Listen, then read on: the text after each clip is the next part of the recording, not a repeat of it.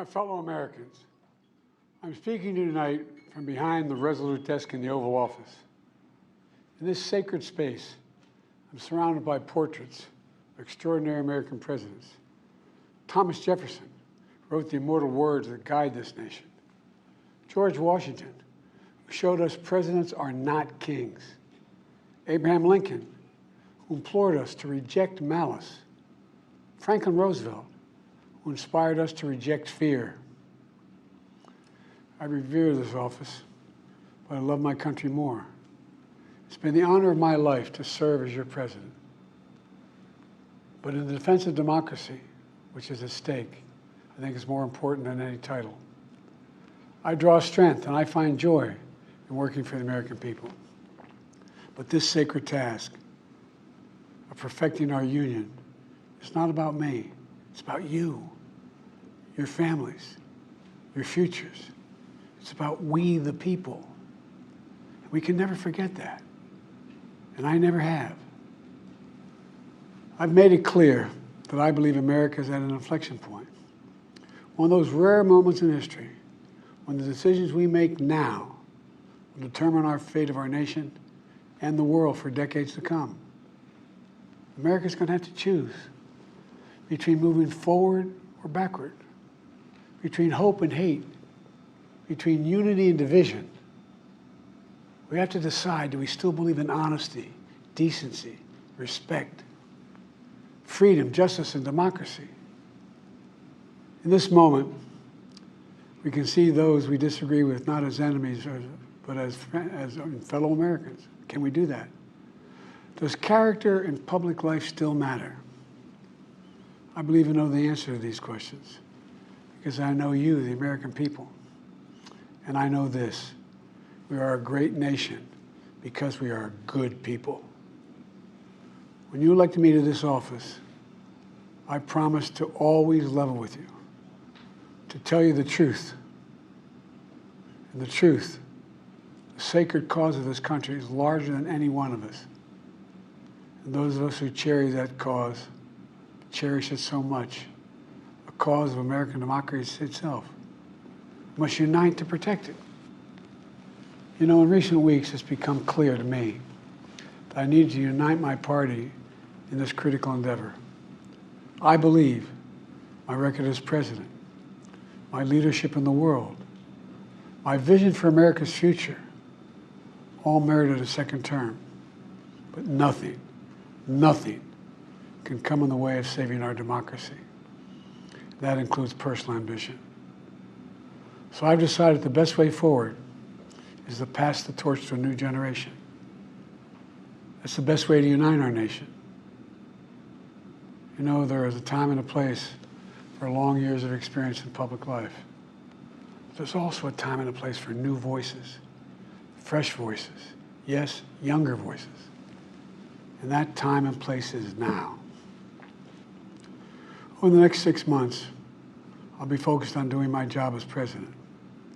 That means I'll continue to lower costs for hardworking families, grow our economy. I'll keep defending our personal freedoms and our civil rights, from the right to vote to the right to choose. I'll keep calling out hate and extremism. Make it clear there is no place in America for political violence or any violence ever, period. I'm going to keep speaking out to protect our kids from gun violence, our planet from climate crisis that is the existential threat. And I will keep fighting for my cancer moonshot so we can end cancer as we know it, because we can do it. And I'm going to call for Supreme Court reform because this is critical to our democracy, Supreme Court reform. You know, I will keep working to ensure America remains strong and secure and the leader of the free world. I'm the first president in this century to report to the American people that the United States is not at war anywhere in the world. We'll keep rallying a coalition of proud nations to stop Putin from taking over Ukraine and doing more damage. We'll keep NATO stronger, and I'll make it more powerful and more united than any time in all of our history.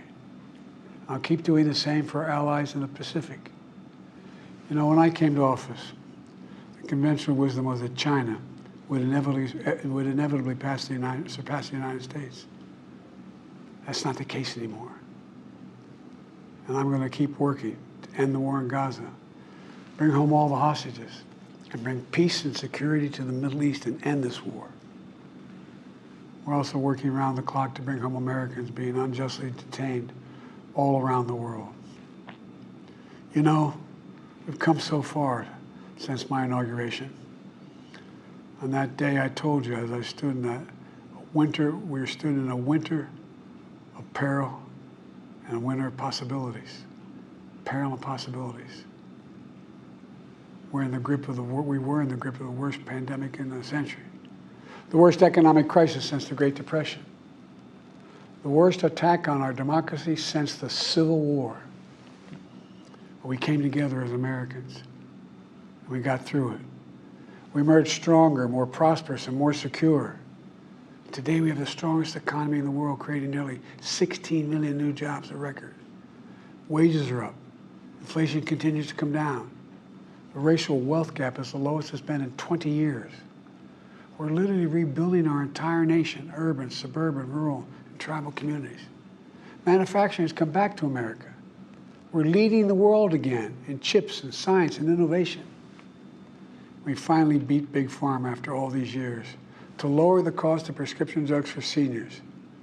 And I'm going to keep fighting to make sure we lower the cost for everyone, not just seniors. More people have health care today in America than ever before.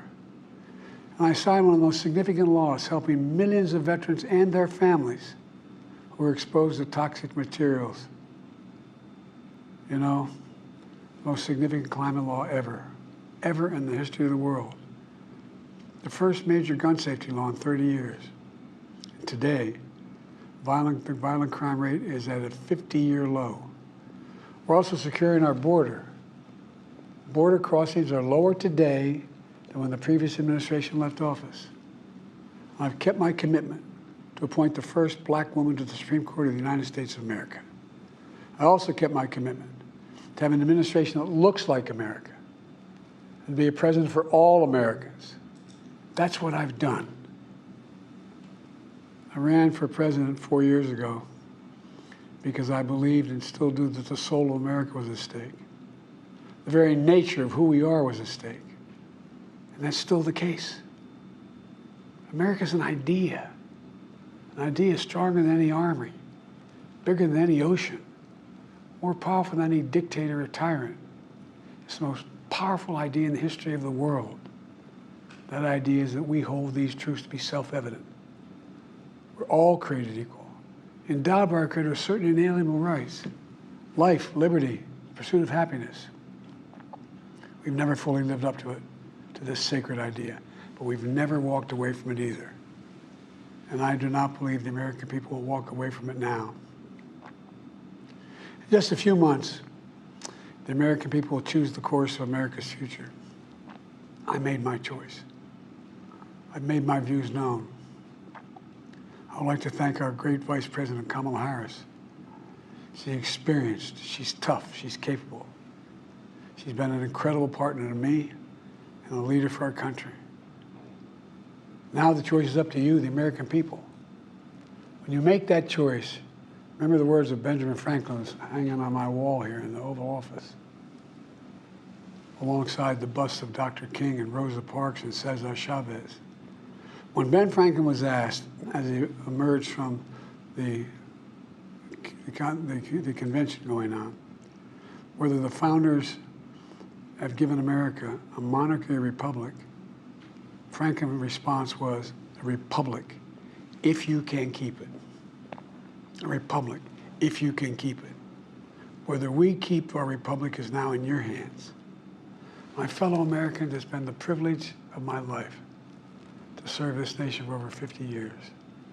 Nowhere else on earth could a kid with a stutter, from modest beginnings in Scranton, Pennsylvania, and Claymont, Delaware, one day sit behind the resolute desk in the Oval Office as President of the United States. But here I am. That's what's so special about America. We're a nation of promise and possibilities, of dreamers and doers, of ordinary Americans doing extraordinary things. I've given my heart and my soul to our nation, like so many others. I've been blessed a million times in return with the love and support of the American people. I hope you have some idea how grateful I am to all of you. The great thing about America is here, kings and dictators do not rule, the people do. History is in your hands. The power is in your hands. The idea of America lies in your hands.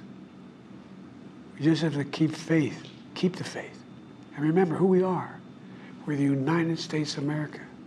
And there's simply nothing beyond our capacity when we do it together. So let's act together, preserve our democracy. God bless you all, and may God protect our troops. Thank you.